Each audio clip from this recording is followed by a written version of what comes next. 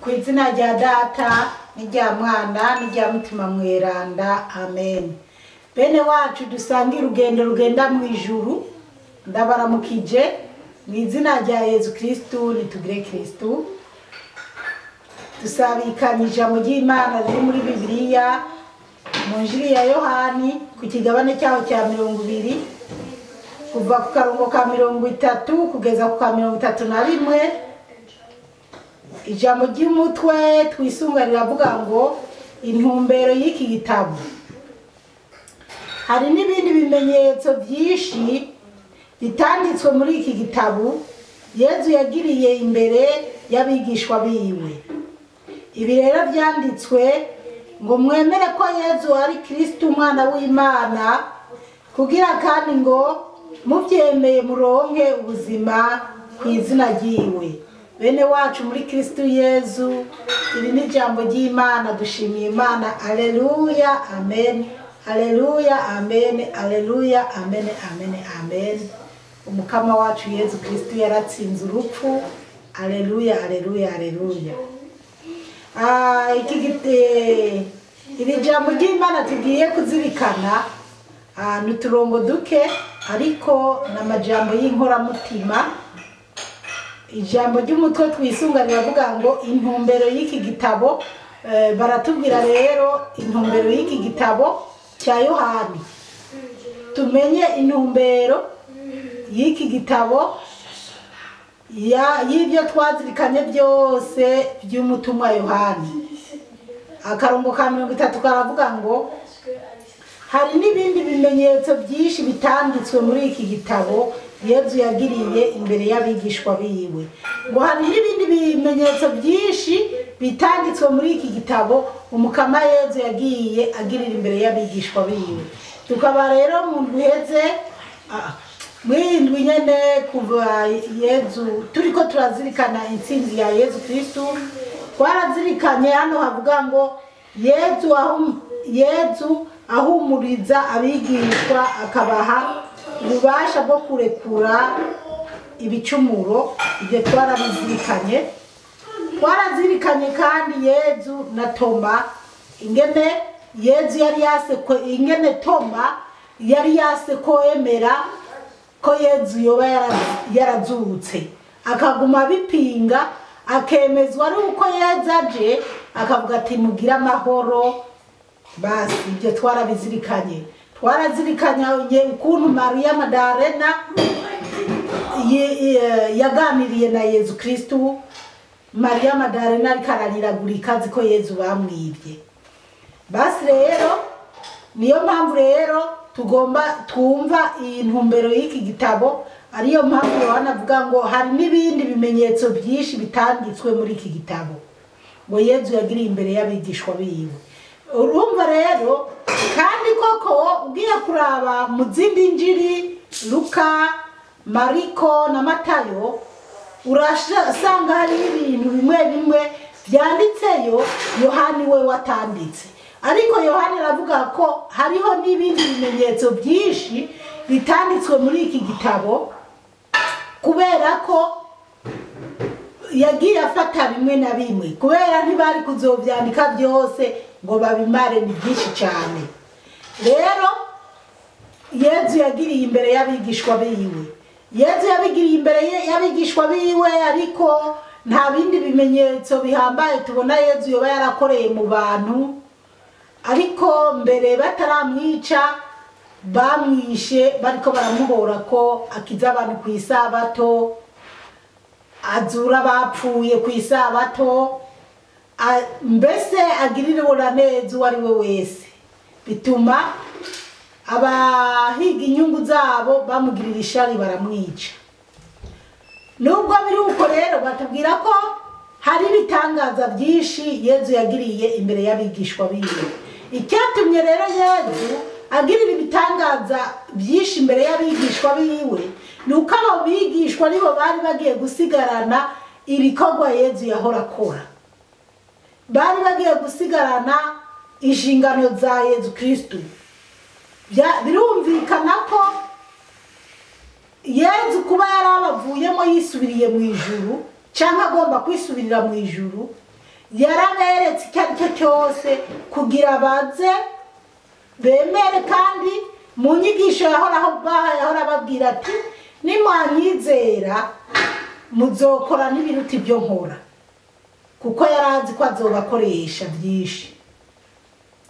niyo mpamvu rero batanditse ibintu byose Yezu yakoze, ariko bakatubwira bati hari byinshi bitanditswe muri iki gitabo. Ariko kuri hari byinshi bitanditswe muri iki gitabo, ariko icyo dushimira Imana nuko n'ibi bike babiduhaye. Kandi se ibi bike none twebwe twabyakiriye gute? Tubyifashemo gute? Turabyifashemo neza, turiko turabigendera. Imana yo mu ijuru duhe kubitahura cyane, kandi duhe kugendera kuri ibi bike twarose twahawe, twumve neza icyo Yezu yatumariye, twumve neza igikorwa Yezu yakoze kugira tubeho. Yaraducunguye, yaradupfiriye, yarabambwe ku bwacu. None rero tugomba kumukurikira, dukurikize bya bindi byose yari yaratwigishije cyangwa yari yarigishije abatumwa. Dukurikirane abatumwa uko bagiye bakora, uko babayeho, natwe tugira urukundo nk'ubwo nabo bagize. Akarongo ka 31 karavuga ngo ibi rero byanditswe ngo mwemere ko Yezu ari Kristu umwana w'Imana. Haleluya, amen. Ngo baradusigurira neza ngo ibi rero byanditswe ngo byanditswe kugira abantu twemere ko Yezu Kristu ari umwana w'Imana. Twemere ko Yezu Kristu ari umwana w'Imana. Niko kuri, Yezu Kristu ni umwana w'Imana, Yezu Kristu ni Imana, kuko wenyene yaratwibwiriye, biranditswe muri Bibiliya ko umubonye ababonye se, ko uwumwemeye aba yemeye isi. Nako yabwiye Madarena ati nyaruka kubabwira, ubwire bene wacu aribo bene wanyu ko ngomba tuzohurira naha, ko ngomba kuzosubira kwa dawe ari we so. Ubwo rero tugomba kubaha Imana, tugomba kubaha Yezu Kristu, kuko yaratumenyesheje neza data, aratwimenyekanisha nawe nk'umwana, aratumenyesha na mutima mweranda. Ubwo rero ubonye Yezu ababonye Imana. Hari benshi babiharirira ko uvuze Yezu batakwemera, bavuga bati Yezu ni intumwa nk'izindi, ntabwo ari Imana. Ariko Yezu ni Imana. Yezu uwumubonye ababonye Imana. Ni Imana nyene yo mu ijuru yihinduye kugira ize noneho yivugire mu isi. Ikora umubiri mu nda ya Bikira Mariya, hanyuma iraza mu isi kugira idukurigutura amatwi. Rero sinzi abahora bavuga ngo Imana bayirasiye ahantu, Imana ngo nk'ubu boyibona, ngo Imana yo mu ijuru dutabare cyane. Iby'Imana byaramaze gutunganywa, icyo dusabwa nuko twewe tugaramburukira Imana.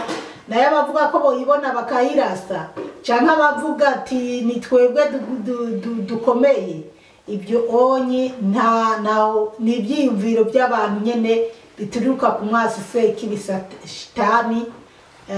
Imana ni Imana, Yezu ni umwana w'Imana, ni Imana, mutima mweranda ni Imana, ubutatu bweranda.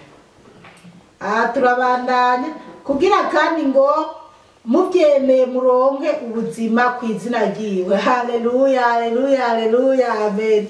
Ko kugira tubyemeye turonke ubuzima ku izina rya Yezu Kristo. Tubyemeye turonke ubuzima ku izina rya Yezu Kristo. Urumva rero ababyemera nibo bazoronka ubuzima mu izina rya Yezu Kristo, nibo bazobana na Yezu Kristo mu ijuru. Abatabyemera kabisa, abatabyemera nta buzima bafise. Oya kabisa. Naho byomera gute, Bibiliya irabisigura neza, na Yezu yarabisiguye neza. Ubudakunda Yezu ntakunda Imana. Yezu ni Imana, kandi Yezu yagabanye byose byo mu isi n'ibyo mu ijuru n'ibyo kuzimu. Ubwo rero byose ni wabitegeka. uwemera Yezu Kristu niwe azoronka ubuzima budahera, niwe azobaho ku bw'ubuzima bwa Yezu Kristu. Rero icyo dusabwa ni uko twizera Yezu Kristu, kandi sinzi gituma abantu nyene dufise ingorane, ariko ndabitegera kuko nanje nabaye mu by'isi, numva amenga isi iraryoshe gusumba ibindi bindi. Mugabo hariho umuntu yiruka mu by'isi, mugabo akazirikana ko Imana iriko iramuraba, canke akazirikana ko Yezu Kristu ari kumwe nawe, maze hagera umugoroba canke hagera isaha runaka akavuga ati Yezu, nubwo nagiye mu ntege nke, nubwo ndi mu mafuti, ariko ndazi kuri kurambona, ahubwo umfashe umutima wo guheba ibi bintu bibi na rimwe. Rero Imana niyiguma itwinginga ko uwo ari we wese naho yoba afise ibicumuro bimeze gute, yizanye kwa Yezu ngo dodora ari ku rugi arugurura. Rero ucumuye ugatakambira Imana ibiringaho yiteguye kukwakira. Ingorane ni uko umuntu ashobora kuba mu bicumuro, akagenderera mu bicumuro, akisanga yabipfiriyemo. Ubipfiriyemo rero nta yindi neza yindi iri imbere usibye inabi. Upfiriye mu byaha nta neza iri imbere uzovuga ngo uzogera imbere wigaye, nta bindi ni mu muriro. Bibiliya irabivuga, na Yezu ubwiwe yarabitubwiye. None Yezu ntiyabitubwiye ko abase kumwumva azobaterera mu muriro? Azobaterera mu muriro. Rero umuntu apfiriye mu byaha, inzira yiwe niyo mu muriro. Mugabo upfuye yarigororoye n'Imana, asenga yubaha Imana, ni mwijuru, nari muri paradizo. Twige rero gukora neza, twumve igikorwa Yezu yakoze ku musaraba. Twagiye muri Karema iminsi 40 kugira twisubireko, twazirikanye Yezu ngene yishwe, ngene bamubambye ku musaraba. None ubu turi mu ntsinzi ya Pasika, turi mu ntsinzi ko Yezu yatsinze agaca mu cyobo, hanyuma mu minsi 3 akazuka akagira ubundi buzima. Rero ikizere natwe kiduha ko tuzopfa, tuzuke, tuzogira Passover nkuko mu Gifaransa mu Cyongereza bivugwa, guca ahantu kabandanya ukagenda ukaja mu bundi buzima. Tuzirikana kujya kuntu abanyisirayeli bakuwe muri Egiputa, bavuye muri Egiputa hanyuma bakaja mu bundi buzima. Rero niko na Yezu yapfuye agaca mu mva, akamara iminsi 3 yarapfuye ariko aragwana na Satani, hanyuma akaka imfunguzo Satani kuzimu, akanaboha Satani, hanyuma Yezu akazuka n'intsinzi. Haleluya, amen. Warakoze Yezu kutubambi, kukemera, kukemera byose, mugabo ku munsi ugira 3 kazuka tukaronka intsinzi. Yezu yarakoze bana b'Imana. Yezu yaragize neza.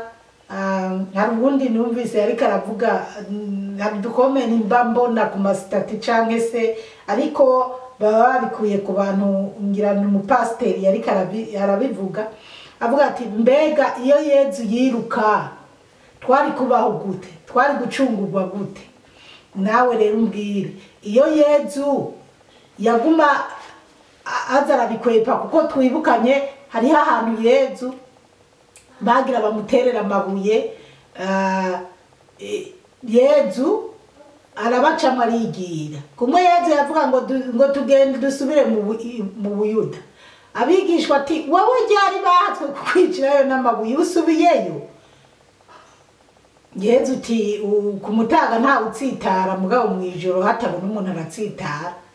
Babiraba babura uko bagira, terega natwe tumukurikire tuje kumugwa mu nyuma. Rero ariko hageze Yezu yaravuze oya, ngomba kubirinda kugira ntsinde. Yezu aremera, arabambwa, arakubitwa, aravumwa amate. Erega ntibyari binone, yarabwiye Petero reka gutemagura abantu, Petero atanguye kubacagagura amatwi burya n'amazosi yari kuyakata. Petero avuga ati, Yezu aravuga ati Petero reka bireke kuko uwicisha inkota zicishijwe inkota uwicana wazicwa. Petero Yezu abuza Petero gukora ikintu nk'icyo. Rero Yezu ntibyari bimunaniye ko yari kwigwanira cyane yari gusaba Imana data karungika inteko z'abamarayika, ariko kugira tubeho yaremeye arabambwa, aremera inkoni arakubitwa, aravumwa amate, aramaramazwa, byose aravyemera. Mugabo twebwe turaye n'ubusa turaniha, usanga ingorane mu bantu, umuntu akumva ko Imana yamuhebye, Yezu atamwitayeho, ariko tuze dutegera ko Yezu yarabaye mu mibabaro hamwisi. Bikira Mariya yagiye arara rubunda mwirukankana muhungana kiri uruhinja canke amaze no kugera mu myaka 10 n'ingahe n'inzara n'akantu, ibyo byose yarabirinze, kandi ibyo ntibyari bikwiye gushika kuko yari umwana w'Imana. Ariko byarashitse aravyihanganira. Twihanganira rero bitugerageza kugira tuze tubane mu mahoro na Yezu Kristo. Ubutabishaka afata inzira n'izibiri. Ushaka gukurikira Yezu uremerewe gukurikira Yezu. Ushaka gukurikira se k'ibishitani uremerewe nabwo gukurikira shitani, ariko urabe ingaruka mbi ziri kwa shitani, urabe n'ineza yo gukurikira Yezu Kristo. Uhitemwo neza, ndakwipfuriza mu guhitamo neza umuntu w'Imana. Ngo kugira kandi ngo mubyemeye muronke ubuzima ku izina ryiwe, tubyemeye turonke ubuzima ku izina rya Yezu Kristo. Tubyemere rero tuze twironkera ubuzima ku izina rya Yezu Kristo, tuze tubane na Yezu Kristo. Umukama Imana bahezagire cyane, mwarahezagiwe n'Imana. Ku izina rya Data n'irya Mwana n'irya Mutima Mutagatifu, amen. Turagusenga Yezu, turakuninahaza.